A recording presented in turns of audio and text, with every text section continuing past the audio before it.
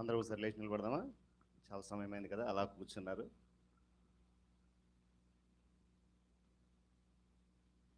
అయ్యగారు జ్ఞాపకం చేసినట్లుగా అంత్య దినమందు దూత బోరణుచుండగా మొదటి చరణం పాడి తదుపరి వాక్య సందేశం వెళ్దాం. వచ్చిన వాళ్ళతో కలిసి పాడండి. అయ్యగారు చెప్పారు కదా, నేను కూడా చెప్పాలి, నేను కూడా చేరింది నచ్చట. ఆ మాట అందరం కలిసి చెప్తాం. అంత్యదీనమందు దూత బూరనూదుచుండగా నిత్యవాసరంబు తెల్లవారగా రక్షణందుకున్న వారి పేర్లు పిలుచుచుండగా నేను కూడా చేరియుందు నచ్చట. నేను కూడా చేరియుందు, నేను కూడా చేరియుందు, నేను కూడా చేరియుందు, నేను కూడా చేరియుందు నచ్చట. క్రీస్తునందు మృతులైన వారు లేచి క్రీస్తుతో పాలు పొందునట్టి ఉదయంబునన్ భక్తులార కూడి రండి అంచు పిలుచుచుండగా నేను కూడా చేరియుందు నచ్చట. చెప్తామా? నేను కూడా చేరియుందు, నేను కూడా చేరియుందు, నేను కూడా చేరియుందు, నేను కూడా చేరియుందు నచ్చట. కూర్చుందాం, దయచేసి కూర్చుందాం.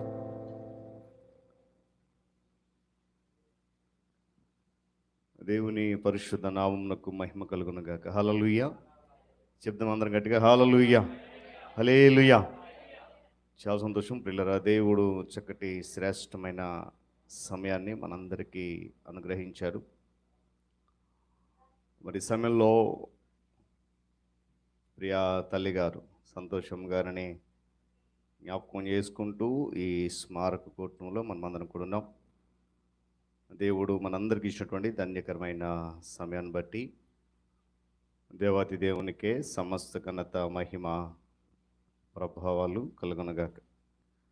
మరి నన్ను ప్రేమతో ఈ స్మారక కూటంలో పాలిభాగస్వం చేసినటువంటి స్థానిక సంఘ కాపర్లు, ప్రియులు, ఆత్మీయులు, మరి విక్టర్ శ్యామలయ్య గారికి, కుటుంబానికి వందనాలు చెల్లిస్తూ ఉన్నాను. అదేవిధంగా నాకంటే ముందుగా దేవుని మాటలు పంచుకున్నటువంటి విశ్వవాణిలో పరిచర్యను అందిస్తున్న దేవుని సేవకులు శంకర్రావు పాస్టర్ గారికి, చేరవచ్చిన మీ అందరికీ వందనాలు తెలియజేస్తున్నాను. ప్రాముఖ్యంగా ఈ కూడికకు కారకులైనటువంటి సంతోషం గారి యొక్క వారి తమ్ముడు, వారి కుటుంబం ఎక్కడ ఉంది, వారికి దేవుడు సంపూర్ణమైన పోలయ్య గారు వారి కుటుంబం ఉంది. దేవుడు వారికి తమ సహోదరుని బట్టి నిండు ఓదార్పు ఆదరణ ఇచ్చునుగాక. సజీవులుగున్న మనకు నిరీక్షణ కలుగు చేయనుగాక. 2వ కొరింథీయులకు రాసిన పత్రిక 5వ అధ్యాయము 1వ వచనం దయచేసి ఎవరైనా సహాయం చేయాలని ఉన్నాను. కొరింథీయులకు రాసిన 2వ పత్రిక 5వ అధ్యాయము వచనం. భూమి మీద మన గుడారమైన ఈ నివాసము శిథిలమైపోయినను చేతి పని కాక దేవుని చేత కట్టబడినది నిత్యమైనదినైనా నివాసము పరలోకమందు మనకున్నదని ఎరుగుదుము. దేవుడి మాటను మన కొరకు దీవించును కాక. తల ఉంచుదాం, కళ్ళు మూసుకుందాం. చిన్న ప్రార్థన. ఈ స్మారక కూటంలో సజీవులుగున్న మనకు నిరీక్షణను కలుగు చేసే విధంగా దేవుడు తన ఆత్మ ద్వారా మనతో మాట్లాడుతుండగా ఆ మాటలు వినడానికి మనల్ని మనం చేసుకుందాం. తల ఉంచి కళ్ళు మూసుకొని ఎవరు కూడా దయచేసి అలా నోయిస్తంగా ఉండొద్దని ప్రభు పేట మీకు మనవి చేస్తూ ఉన్నాను. దేవుని యొక్క వాక్యం వినబోతున్న మనము మిగిలిన అన్ని సందర్భాల్లో రకరకాల మాటలు వింటూ ఉంటాం. ఇది శ్రేష్టమైన సమయం, ప్రత్యేకమైన వాక్యం కనుక ఇది సజీవులుగా ఉన్న మనందరి జీవితంలో దేవుని కార్యాన్ని చేయగలిగే ఉన్నతమైన మాట. ప్రేమ కలిగిన తండ్రి, మీకు వందనాలు. మధ్యాహ్న కాల సమయంలో నీ పాద సముఖం నిలుచున్నాం. ఈ నీ స్థలమందు మేమెందు నిమిత్తం అయితే చేరామో మాకంటే ముందుగా ఎరిగిన దేవుడవు, ఏర్పాటు చేసిన దేవుడవు. మా ప్రియ తల్లిగారు కీర్తిశేషులు సంతోషమ్మ గారిని గత మాసము చివరి దినాన నీ సన్నిధికి చేరు వారిని జ్ఞాపకం చేసుకుంటూ స్థానిక సంఘం, మరి నాయన వారి కుటుంబము తన సహోదరుడు పాలయ్య గారితో కలిసి మిమ్మల్ని ఆరాధించడానికి మీరు ఇచ్చినటువంటి ధన్యత కొరకు స్తోత్రాలు. అయితే నేను ఆరాధిస్తున్నప్పుడు ఈ మాటలు మృతులైన సంతోషం గారు వినలేరు, కానీ సజీవులుగున్న వారి సహోదరుడు కుటుంబం అయితేనేమి, సంఘముగా కూడి ఉన్న మేమైతేనేమి, ఈ మాటల ద్వారా మమ్మల్ని మేము ఆదరించుకుంటూ బలపరుచుకుంటూ నిరీక్షణ గలవారమై ముందుకు చేరేలాగున నీ సహాయం అనుగ్రహించుమని, ఈ మాటలు వింటుండగా వినే ప్రతి మాట గ్రహించగలే మనస్సును మందరికి అనుగ్రహించండి. మీరే మహిమ ఘనత ప్రభావములు పొందండి.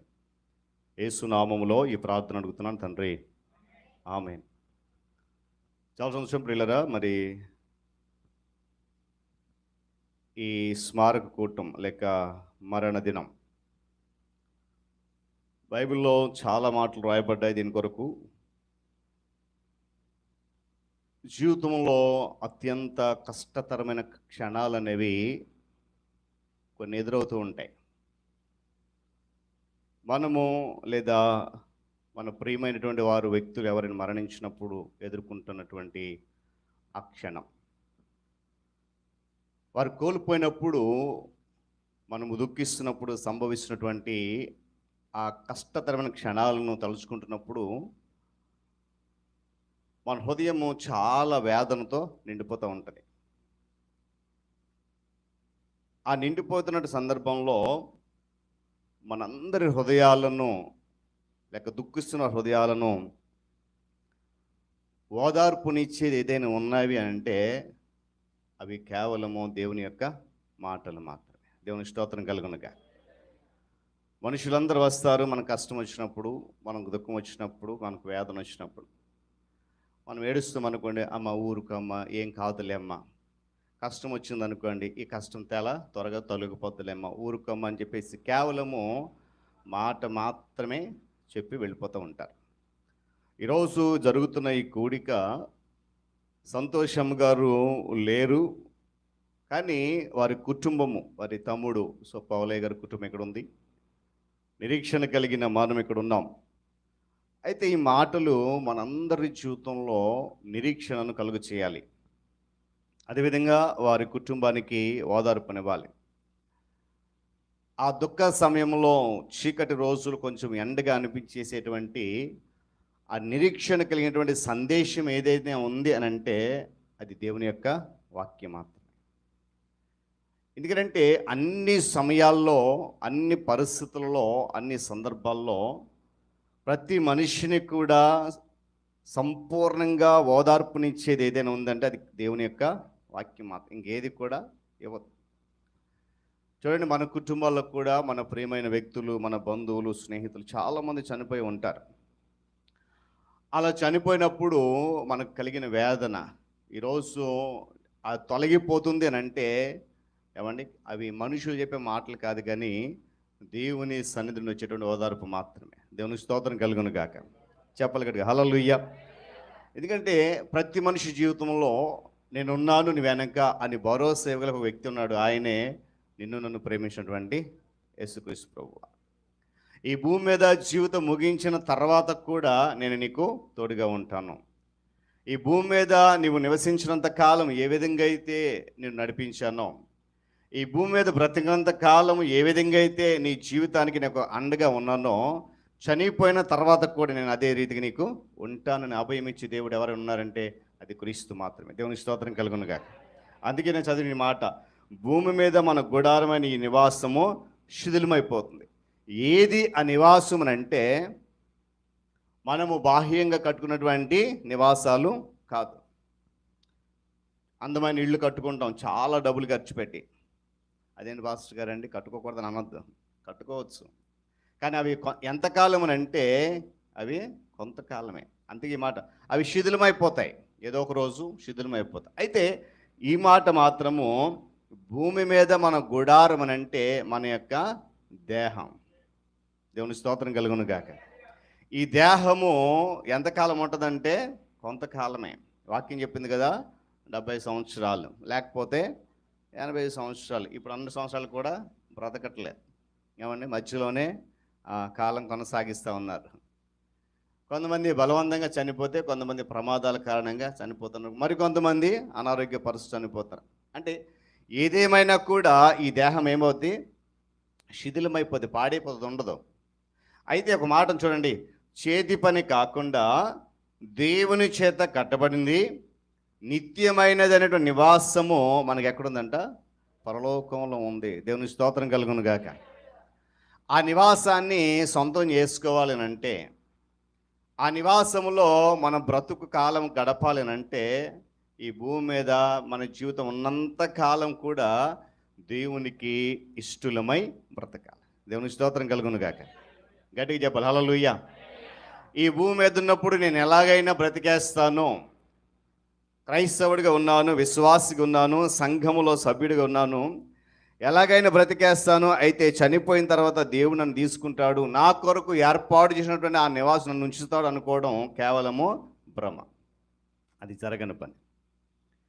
దేవుడు మన కొరకు కట్టబడినటువంటి ఆ నివాసములో నిత్యమైనటువంటి శాశ్వతమైన నివాసం మనం ఉండాలి అంటే, భూమి మీద ఉండగా మన బ్రతుకు దేవుని కొరకు సమర్పించాలి.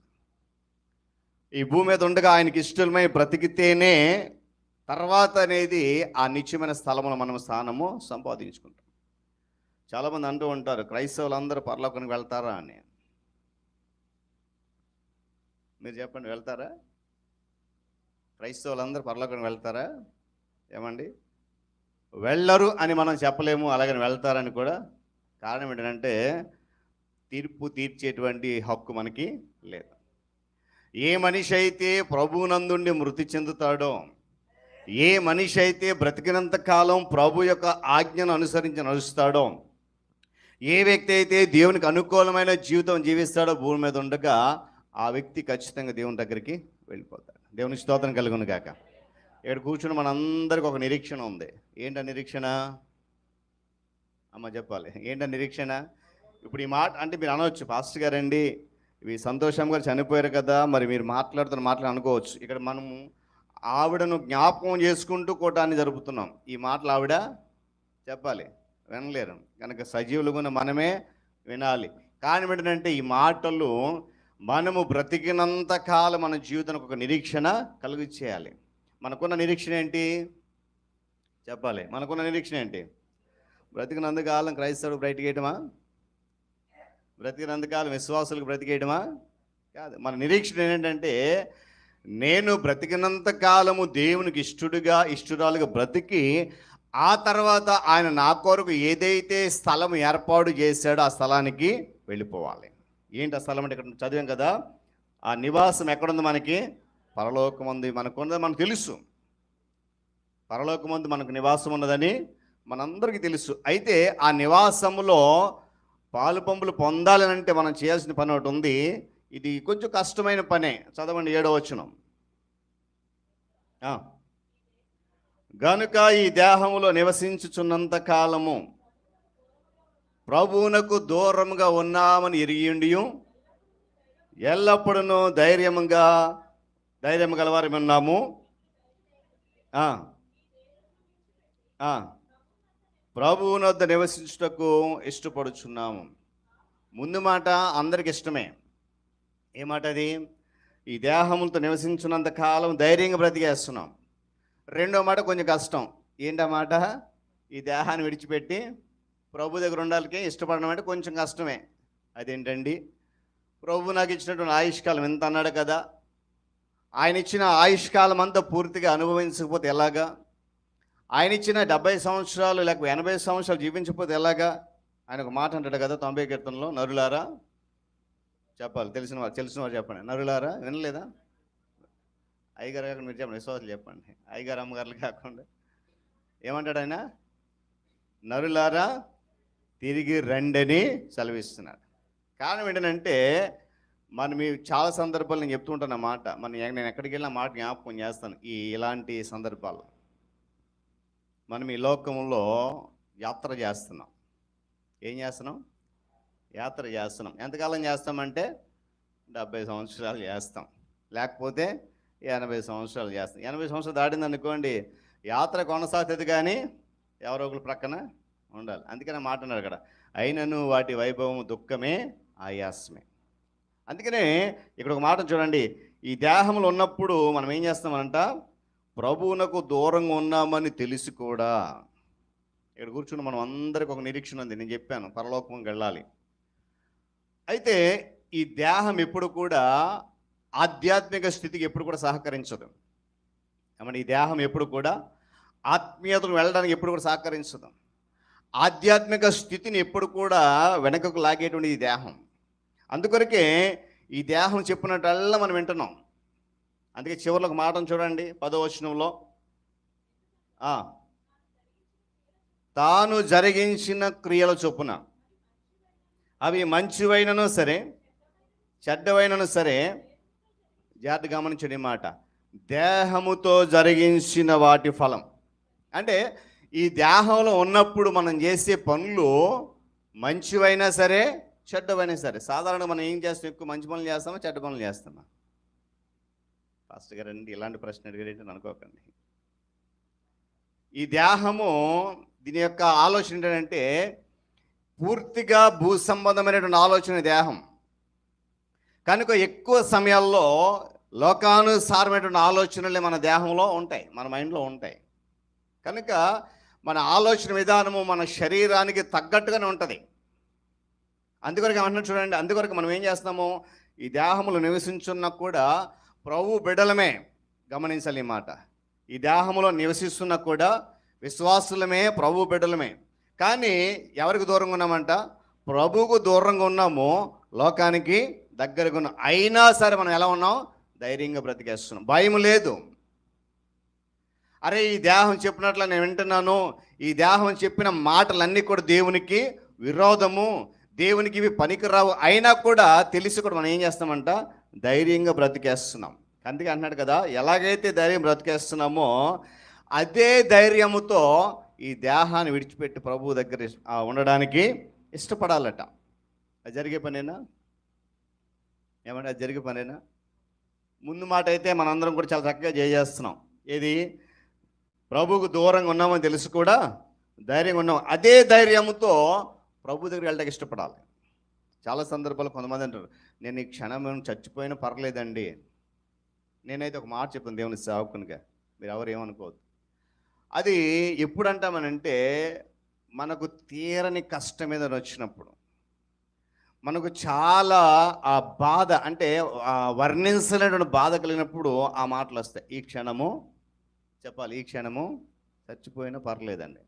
కానీ విశ్వాసులుగా ఆత్మీయులుగా ఆ మాట మనం ఎప్పుడు చెప్పాలంటే, నిజముగా మనము భూమి మీద బ్రతుకుతున్నప్పుడు మన జీవితం అంతా కూడా ప్రభు కొరకే అని నిశ్చయత అణువణువున మనలో ఉందో అప్పుడు ఆ మాట చెప్తే అది ప్రభువుకు ఇష్టం. దేవుని స్తోత్రం కలుగును కాక. చెప్పాలి కదా హల్లెలూయా. అంతేగాని మనకు కష్టం వచ్చినప్పుడు, దుఃఖం వచ్చినప్పుడు, ఎందుకు ఈ బ్రతుకు చచ్చిపోతే బాగుంటుంది కదా, అప్పుడు ఎక్కడికి వెళ్ళిపోతావు? చెప్పాలి. మనకి విరక్తి కలిగి చచ్చిపోవాలనుకున్నాం అనుకోండి, అప్పుడు ఎక్కడికి వెళ్ళిపోతాం? దేవుని దగ్గరికి వెళ్దాం కదా. ఎప్పుడంటే ప్రకటన గ్రంథం ఒక మాట అంటే చూడండి, 14వ అధ్యాయం 13వ వచనంలో. ప్రకటన గ్రంథము 14వ అధ్యాయం 13వ వచనం. జాగ్రత్త గమనించాలి ఈ మాట. ఇప్పటి నుండి ప్రభువునందు మృతులు ధన్యులని వ్రాయమని పరలోకం నుండి ఒక స్వరము చెప్పగా వింటిని.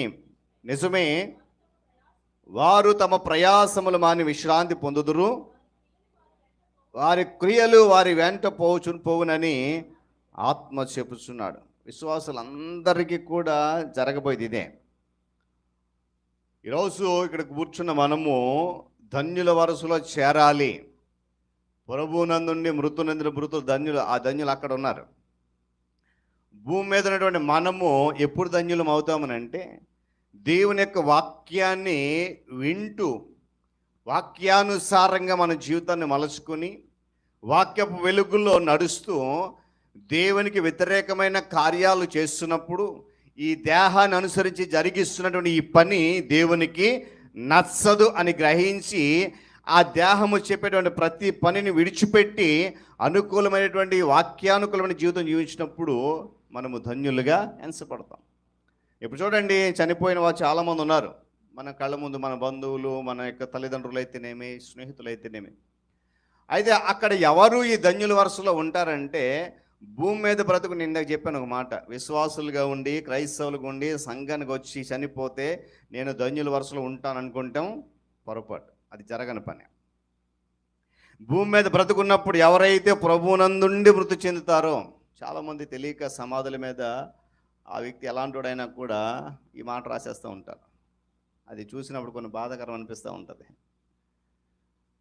ఆ వ్యక్తి భూమి మీద బ్రతుకున్నప్పుడు అస్సలు దేవునికి అనుకూలంగా బ్రతకడం, అసలు సంఘానికి రాడు, వాక్యాన్ని చదవడు, వాక్యం వినడు, అయినా కూడా ఆ వ్యక్తి సమాధి మీద ఏం రాస్తారు? ప్రభువునందు మృతి నొందాడు. ఇది చాలా విచారకరం, అది రాయకూడదు. అది ఇంకోటి ఏంటంటే, చాలామంది ప్రార్థన చేసేటప్పుడు ప్రభువా ఈమె ఆత్మకు లేక ఇతని ఆత్మ విశ్రాంతి కలిగించి అంటారు. ఏమండి, అది ఆ ప్రార్థన కూడా మనం చేయకూడదు. కారణం ఏంటంటే, ప్రసంగంలో ఒక మాట ఉంటుంది, మన్నైనది వెనుకటి వలె చెప్పాలి, మన్నైనది వెనుకటి వలె మన్నైపోవును, ఆత్మ దాన్ని దయచేసి దేవుని దగ్గర వెళ్ళిపోతుంది. ఎప్పుడైతే ఆ ఆత్మ మన దేహాన్ని విడిచిపెట్టేస్తుంది, అక్కడ ఎక్కడికి వెళ్ళిపోతుంది? దేవుని దగ్గరికి వెళ్ళిపోతుంది. తీర్పు జరిగే వరకు దేవుని దగ్గర ఉంటుంది. తీర్పు జరిగిన తర్వాత నిత్యరాజ్యం వెళ్ళాలా, నిత్య నరకం వెళ్ళాలి జరుగుతుంది. కనుక ఆ మనిషి చనిపోయిన తర్వాత ఆత్మ కొరకు ప్రార్థించాల్సిన అవసరమో లేదు, అది దేవుని ఆధీనంలో ఉంటుంది. కాకపోతే ఏంటంటే, ఆ ఆత్మ నిత్య నరకానికి వెళ్లకుండా నిత్య నివాసంలో వెళ్ళేలాగా మనం ప్రార్థన చేయాలి. దేవుని స్తోత్రం కలుగును గాక. చాలామంది చేసే పొరపాటు అదే, మీ ఆత్మకు శాంతి కలిగి చేయండి, మీ ఆత్మకు నెమ్మది కలిగి చేయండి అంటాం కదా. గమనించాలి పిల్లరా, చదవండి వాక్యం చూడండి. ఒక మాట ఉంది ఇక్కడ, వారు తమ ప్రయాసములు మాని ఇప్పుడు ఏం చేస్తున్నారంట? విశ్రాంతి. సంతోషమ్మ గారు భూమి మీద ఉన్నంత కాలం చాలా శ్రమ పడింది. ఆవిడ వృద్ధాప్య దశకు వచ్చేసరికి చాలామంది కష్టపడుతూ ఉంటారు. ఏమండి, వాళ్ళ చుట్టూ ఎవరు ఉన్నా లేకపోయినా కొన్నిసార్లు వారి ప్రయాస వర్ణనాతీతం. ఏమండి, గమనించాలి. ప్రభునందుని మృతులందు వారు ఏం చేస్తున్నారండి? ఇప్పుడు భూమి మీద తాము పడ్డ ప్రయాస అంతా కూడా విడిచిపెట్టేసి ఇప్పుడు ఎలా ఉన్నారు? చాలా నెమ్మది కలిగి విశ్రాంతి పొందుతున్నారు. ఒక మాట ఉంది అక్కడ, చాలా సందర్భాల్లో నేను ఈ మాటను జ్ఞాపకం చేస్తూ ఉంటాను. వారి క్రియలు వారి వెంట పోవునని ఆత్మ చెప్తున్నాడు. పైన ఒక వాక్యం రాయించారు అయ్యగారు, నీతిమంతులు జ్ఞాపకం చేసుకున్నట ఆశీర్వాదం. గడిచిన దినాల్లో కూడా నేను చెప్పాను చాలా చోట్ల. నీతిమంతులు జ్ఞాపకం చేసుకోవడం అని ఏంటి చెప్పండి? ఎందుకంటే ఇక్కడ ఒక మాట ఉంది, వారి క్రియలు వారి వెంటే వెళ్ళిపోతాయి కదా. భూమి మీద మనిషి బ్రతుకున్నప్పుడు ఏదైతే చేశాడో, ఏ పనులది చేశాడో అవి వారితో పాటు వెళ్ళిపోతాయని చెప్పి వాక్యం చాలా స్పష్టంగా. మరి వారిని జ్ఞాపకం చేసుకున్నప్పుడు ఏ విషయాలు మనం జ్ఞాపకం చేసుకుంటున్నాం కదా. వారు ఏ పనులైతే చేశారో చూడండి, ఒకవేళ వారు భూమి మీద బ్రతుకున్నప్పుడు దేవునికి అనుకూలమైన పనులు చేశారనుకోండి. నేను ఒక మాట చదివించి చూడండి, ఎందుకనగా తాము జరిగించిన క్రియల్లో ఒక మాట ఉంది అక్కడ 5వ అధ్యాయం 10వ వచనంలో, తాను జరిగించిన క్రియల చొప్పున అవి మంచివైనను సరే చెడ్డవైనను సరే దేనితోనంటండి, దేహముతో జరిగించిన వాటి ఫలమును ప్రతివాడు పొందినట్లు మనమందరము క్రీస్తు న్యాయపీఠ మీదట నిలబడాలి. ఎందుకది చెప్పాను, మన ఆత్మ మన దేహాన్ని విడిచిపెట్టినప్పుడు ఎక్కడికి వెళ్ళిపోతే? దేవుని దగ్గర వెళ్ళిపోతే ఈ శరీరం మరలా అయిపోతుంది. అయితే ఆ తీర్పు జరిగినప్పుడు ఒక మాట కూడా, భూమి మీద బ్రతికున్నప్పుడు దేహముతో జరిగించిన పనులు ఏవైతే ఉన్నాయో అవి మంచివైనా సరే చెడ్డవైనా సరే వాటి ఫలాన్ని మనం పొందులాగిన దేవుని దగ్గర ఉండాలి. కనుక మనము ఈ భూమి మీద ఉన్నప్పుడు ఈ శిథిలమైపోబోతున్నటువంటి ఈ గుడారం కొరకు మనం ఏమాత్రం దిగులు చెందాల్సిన అవసరమూ లేదు. ఎందుకనంటే ఈ గుడారము లోపల నివసిస్తున్నటువంటి ఆత్మ అది దేవుని యొక్క దయ. ఆ ఆత్మ మనము చనిపోయిన తర్వాత మన ఆత్మ నిత్య నివాసం వెళ్ళాలని ఆలోచించాలి తప్ప ఏమంటే ఈ దేహం కొరకు మనం ఏమాత్రం కూడా దిగులు చెందాల్సిన అవసరము లేదు. దేవుని స్తోత్రం కలుగును గాక. హెబ్రీయులకు రాసిన పత్రిక 11వ అధ్యాయం 13వ వాక్యం ఒకసారి చదవండి. హెబ్రీయులకు రాసిన పత్రిక 11వ అధ్యాయము 13వ వాక్యం ఒకసారి చదివితే అక్కడ భక్తుడైన పౌలుకు చక్కటి మాట జ్ఞాపకం చేస్తూ ఉన్నాడు.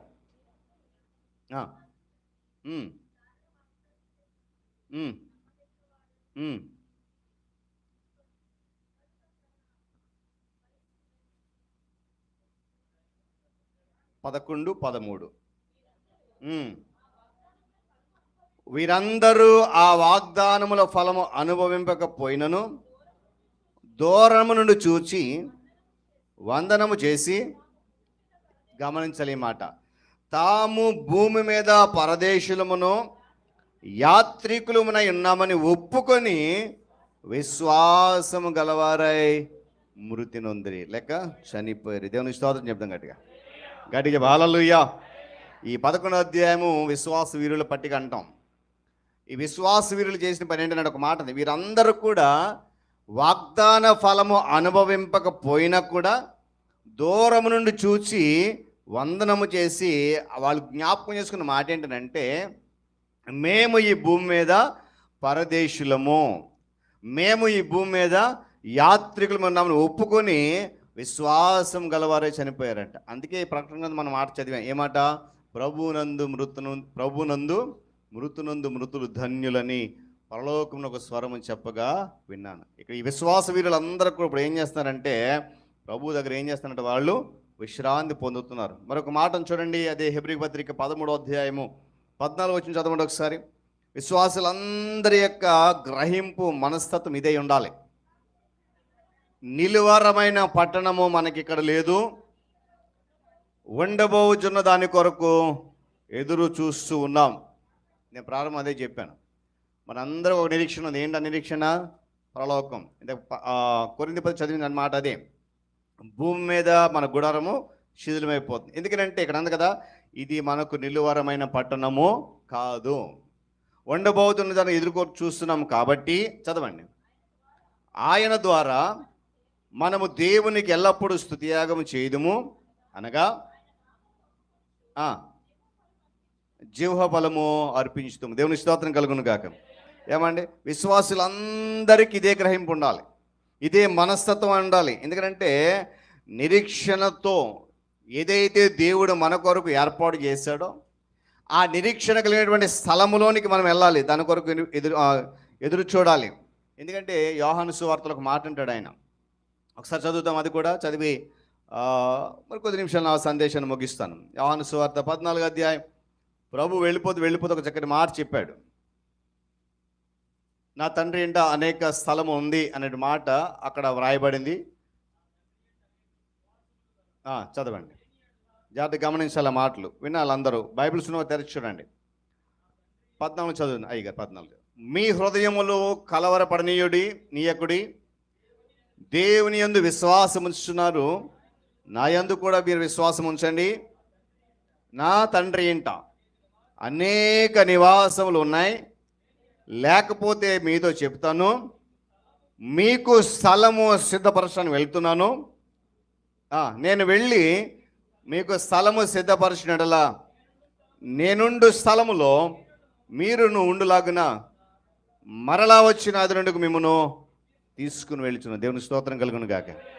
అదే దేవుడు మన కొరకు ఏర్పాటు చేసినటువంటి స్థిరమైన పట్టణం. అందుకే మాట, నిలువరమైన పట్టణం మనకి ఇక్కడ లేదు. నేను మరలా జ్ఞాపకం చేస్తున్నాను, ఆ విశ్వాస వీరులు ఒప్పుకున్న మాట ఏంటంటే, మేము ఈ భూమి మీద పరదేశులము. మనము కూడా అదే మాట ఒప్పుకోవాలి. ఇందాక అయ్యగారు చెప్పారు కదా, కాలర్ ఎగరేసి నా బ్యాక్గ్రౌండ్ ఏంటి, నా పవర్ ఏంటి, నా స్థితి ఏంటి, నా స్టేటస్ ఏంటంటే అది ఎవరికి పనికిరాదు. మనం ఒప్పుకోవాల్సిన మాట అదే. విశ్వాస వీరులు ఏదైతే ఒప్పుకున్నారో ఏంటంటే, మేము ఈ భూమి మీద పరదేశులము, మేము ఈ భూమి మీద యాత్ర చేయడానికి వచ్చాము. ఏంటి ఆ యాత్ర అంటే, దేవుడు మాకు అప్పగించినటువంటి ఆ పనిని, ఆ సువార్తను ప్రకటించడానికి యాత్ర చేస్తూ నశించిపోతున్న అనేక మందిని మేము ఏదైతే పొందుకోబోతున్న స్థలం ఉందో ఆ స్థలములోనికి రండి అని పిలవడానికి మనమంతా కూడా ఈ భూమి మీద ఏం చేస్తున్నాం? యాత్ర చేస్తున్నాం. ఈ యాత్ర ముగించిన తర్వాత దేవుడు అంటాడు, నరులారా తిరిగి రండి. ఆ సమయం అయిపోతే మనం వెళ్ళవసరం లేదండి, ఆయన తీసుకెళ్ళిపోతాడు. దేవుడి సమయం మన జీవితంలో ముగిసిపోతే ఏమండి మనం బలవంతంగా చనిపోవాల్సిన అవసరం లేదు. ఎంత ఆరోగ్యంగా ఉన్నా, ఎంత పలుకుబడి ఉన్నా, ఎంత కష్టపడి ఇది చేసినా కూడా ఆ సమయం అయిపోతే ఆయన ఏమంటాడంట, నువ్వు పడిన కష్టము చాలు, తిరిగి వచ్చేసాయి. అది ఒక మాట అంటాడు. 116వ కీర్తనలో ఒక మాట ఉంటుంది, యెహోవా భక్తుల మరణము ఆయన దృష్టికి చెప్పాలి విలువైనది. కనుక ఈరోజు ఇక్కడ కూర్చుని మనము సంతోషం గారు చనిపోయారని, మనల్ని విడిచి వెళ్ళిపోయారని చెప్పేసినటువంటి బాధ మనకు అవసరం లేదు. కారణం ఏంటంటే ఆయన భక్తుల మరణము ఆయన దృష్టికి విలువైనది. సంతోషమ్మ గారి యొక్క మరణం దేవుని దృష్టికి విలువగలది. కనుక ఆవిడని గురించినటువంటి దిగులు కానీ చింత కానీ మనకు అవసరం లేదు. క్రీస్తునందున్న విశ్వాసులుగా మనము ఆయన సన్నిధికి చేరి శాశ్వతంగా అక్కడ ఉంటాము కాబట్టి మన జీవిత విధానంపై ఈ సత్యము గాఢమైనటువంటి ప్రభావం చూపించేది ఉండాలి. మనము బ్రతికిన చనిపోయిన క్రీస్తును సంతోషపెట్టేవారంగా ఉండాలి. కనుక ఉదయకాల సమయంలో మధ్యాహ్న సమయంలో వాక్యం చెప్తున్నట్లుగా నేను మరలా జ్ఞాపకం చేస్తున్నాను, మన యొక్క ఈ దేహమని గుడారం శిథిలమైపోతుంది. కనుక ఈ శిథిలమైపోయి గుడారం నివసిస్తున్న మనము ఈ మాట ఒప్పుకోవాలి. ఏ మాట అది? నేను ప్రభువునకు దూరంగా ఉన్నాము. ప్రార్థన చేస్తున్నాను పాస్టర్ గారండి, అనుదిన వాక్యం చదువుతున్నానండి, ఉపవాసం ఉంటున్నానండి, సంఘ కార్యక్రమంలో పాల్గొంటున్నానండి, ఇంకెక్కడ నేను దేవుని దూరంగా ఉంటున్నానండి అంటే చూడండి, నీవు దేహముతో మాత్రమే ఇక్కడ పాల్గొంటున్నావు, కానీ నీ ఆలోచన, నీ తలంపు, నీ మనసు ఎక్కడెక్కడో సంచారం చేస్తుంది. అందుకే మాట, ఈ దేహమును నివసించుచున్నంత కాలము ప్రభువునకు, అంటే దేహము దగ్గరగానే ఉంటుంది ఆలయానికి. గమనించాలి ఈ మాట, మన దేహము ఆలయానికి దగ్గరగా ఉంటుంది, కానీ మన మనస్సు మాత్రము ఎక్కడో, మన ఆత్మ, మన తలంపు ఎక్కడో. అందుకే ఈ మాట, మనం ఈ దేహంలో నివసించున్నంత కాలము ప్రభువునకు దూరంగా ఉన్నాం. అది మనకు తెలుసు. ఆయన కూడా మనం ఎలా బ్రతికేస్తామంట? ధైర్యంగా ఉన్నాం. కనుక ఆ విధంగా కాకుండా ఒకవేళ మనము చనిపోయే పరిస్థితి వస్తే, ఈ దేహాన్ని విడిచిపెట్టేసే స్థితి వస్తే, ఆ కాలం వస్తే కనుక తప్పకుండా ప్రభువునొద్ద ఉండడానికి మనం ఏం చేయాలంట? ఇష్టపడాలి. ఇంకొక మాట చెప్పాను కదా, ఈ క్షణం చనిపోయినా మేలు. పౌలకు మాట అన్నాడు, అయ్యగారు జ్ఞాపకం చేశారు, నా మట్టుకైతే బ్రతుకుటకి ఇస్తే చావు అయితే లాభమే. ఎందుకు అంటే నేను చనిపోయిన ప్రభువుతో యుగ యుగాలు ఉంటాను, నేను చనిపోయిన ఆయనతో సంతోషిస్తాను, నేను చనిపోతే ఆయన దగ్గరికి వెళ్ళిపోతాను తప్ప నాకు ఎలాంటి దిగులు లేదు. కనుక ఈ మధ్యాహ్న సమయంలో సజీవులు ఉన్న మనం, యోబు భక్తుడు ఒక మాట అంటాడు, సజీవులే కదా నిన్ను స్తుతిస్తారు, మృతులు నిన్ను స్తుతించలేరు. కనుక నేను మరలా జ్ఞాపకం చేస్తాను, సంతోషం గారు ఈ మాటలు వినలేరు.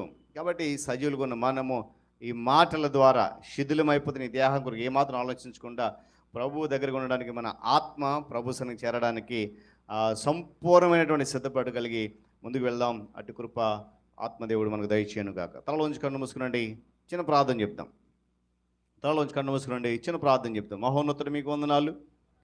మధ్యాహ్నకాల సమయంలో మరొకసారి మీ సన్నిధికి వస్తున్నాం నాయన. అదిగో సంతోషం గారిని జ్ఞాపకం చేసుకుంటూ నీ మాటలు విన్నాం.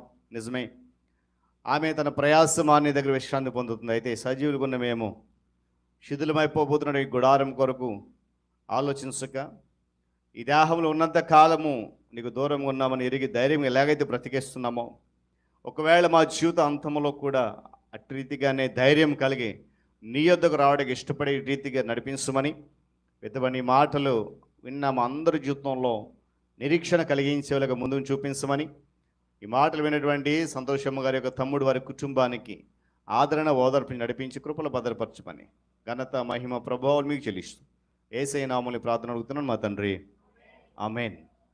ఒకసారి మీ అందరికి వందనాలు. అదేవిధంగా అయ్యగారికి కూడా ప్రత్యేకమైన వందనాలు తెలియజేస్తున్నా.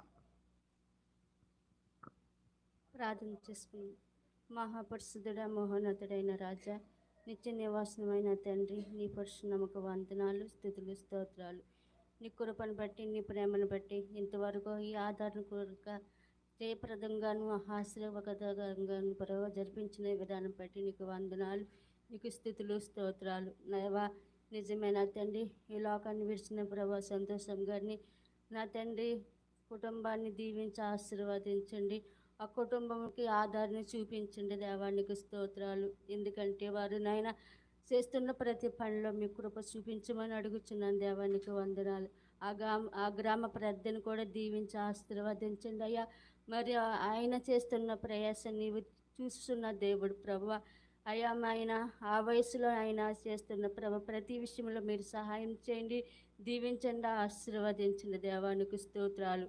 ఇంకో కూడి వచ్చిన సంఘాన్ని అలాగే సేవకులను ఆయన ప్రతి ఒక్కరిని దేవా నీ యొక్క సజీవమైన రెక్కల కింద భద్రపరిచి నడిపించి ఈ కార్యక్రమం అంతట్లో నీ కృప చూపించమని, నీ ప్రేమ వాత్సల్యం అనుగ్రహించిన దేవాది దేవుడానికి వందనాలు. సహాయం చేయమని, నీ కృపతో నింపమని యేసునామమున ఏడుకుని ప్రార్థిస్తున్నాం పరమ తండ్రి, ఆమేన్. పరమ తండ్రి అయిన దేవుని ప్రేమయు, ఆయన ప్రియకుమారుడు మన రక్షకుడైన యేసుక్రీస్తు వారి యొక్క కృపయు, ఆదరణకర్తగా ఉండి నడిపిస్తున్నటువంటి పరిశుద్ధాత్మ దేవుని సహవాసం, ఆయన సన్నిధి కాపుదల, సంతోషం గారి యొక్క ఆదరణ కూడికలో చేరవచ్చిన మనకును కుటుంబమునకును ఓదార్పు నిరీక్షణ ఇచ్చి ఆయన రాజ్య వ్యాప్తి కొరకు ముందుకు నడిపించును గాక. ఆమేన్.